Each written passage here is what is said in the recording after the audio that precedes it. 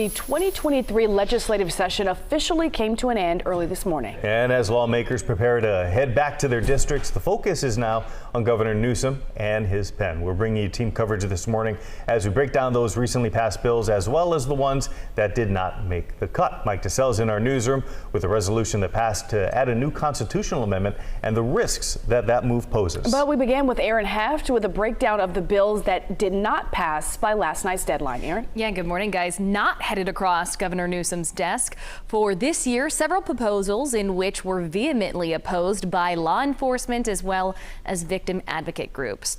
One of the measures shelved for the year would have allowed those in prison serving life without parole to potentially have reduced sentences if the crime happened prior to June of 1990. Another would have prohibited police from pulling people over for low-level offenses like broken tail lights and expired registration. And lastly, another proposal not headed to the governor's desk would have allowed people in prison to vote. As the session wrapped last night, lawmakers noted they want to concentrate in the future on further tackling the fentanyl crisis as well as securing insurance for California homeowners. And as we adjourn tonight, as we look ahead to next session, I encourage every legislator to stay focused on the fundamental quality of life issues that Californians feel so strongly about. While these measures are not moving forward for the year, we're only at the halfway point of the two-year session, and they could be reconsidered next year. Brandy?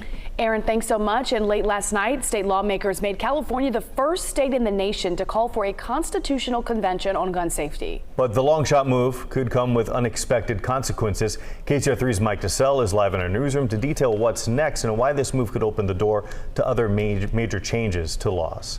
Yeah, at best, the governor's call for state lawmakers to push for a constitutional convention on gun violence is a long shot, and even if successful, the result could end up being more than the governor bargained for. But let's start with the governor's proposed 28th Amendment to the Constitution.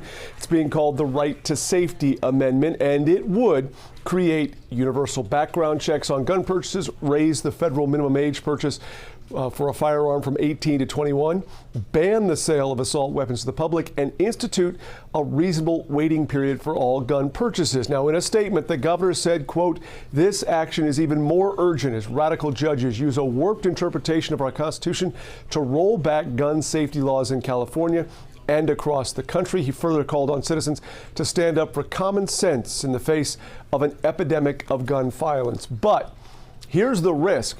Some constitutional scholars have said that any constitutional convention would not be limited to just one issue. In fact, they say other states could use that convention to offer changes to the Constitution that they might want, including limits or restrictions on abortions, free speech, or other changes to individual rights. Mike? All right, thank you so much for that live report, Mike. The reason that this remains a long shot is that 33 other states would need to join California in pushing for a convention in order to make it a reality.